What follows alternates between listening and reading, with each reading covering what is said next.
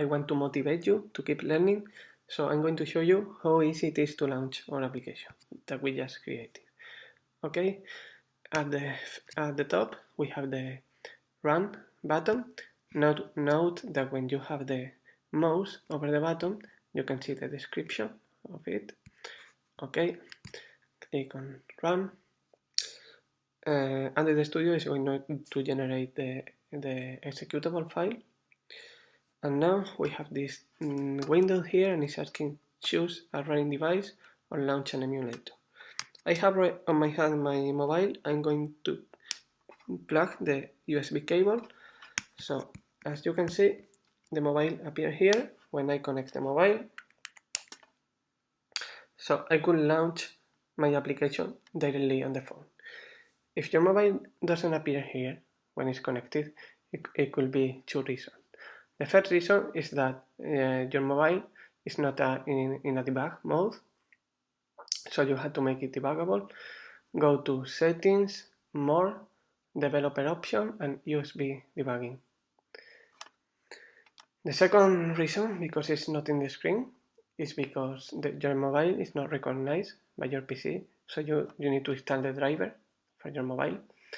If you have a Samsung, go to install Samsung keys in the Samsung website, or if you have a Google device,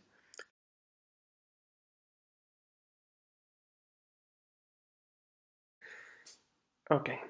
Anyway, we are going to launch an emulator. Even if you have an Android device in your hand, it's useful to know how to use the emulator, because you can test the application in different screen size.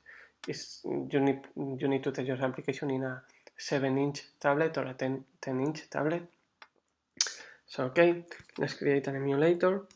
You can click on this button here, or you can do the long way, which is coming here at the top, and open the AVD manager. This is Android Virtual Device Manager. Here you can create your own emulator, specify the screen size. If you want to use a real device, real emulator, go to device definition. So you have here predefined devices by Google. So for example, we are going to emulate Nexus 4, create AVD. Here we have the right size for the Nexus 4, the real size. And we have to specify the target. Is the Android version of the mobile. We are going to use Android 4.0. Okay, and we need to use a skin for the emulator, which is just only the preview. It's the frame of the emulator. Just use no skin. Okay, and CPU, which can be ARM. This doesn't matter. Okay, these are all the options. We can change them. We can go back to this emulator and edit it and change them. Okay, now launch the emulator. And now you can have an app if you want, because the emulator is going to take ages to launch. To be honest with you, the Android emulator is quite slow.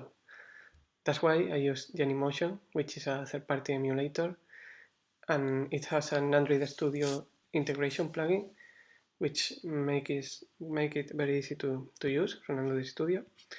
If you see here at the top, I have this Genymotion Device Manager.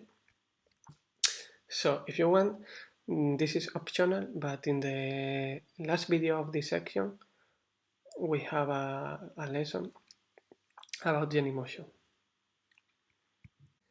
Okay, I have it, finally, and during the video, I had to restart it twice, so it was not starting. Okay, it's the emulator, as you can see here, and it's quite slow, very difficult to do. Okay, so this is emulating the Nexus 4. Fine. Now minimize this, then close it, and it will take 20 minutes again. Okay, go back to Android Studio, and now click on Launch again. It's generating the file, and here you can see now the emulator. Okay, launch. Finally, We are launching the app on the emulator. Okay, and good job. You are a real developer now. But I cannot give you a certificate yet. This has been too easy. You have to keep working on the course.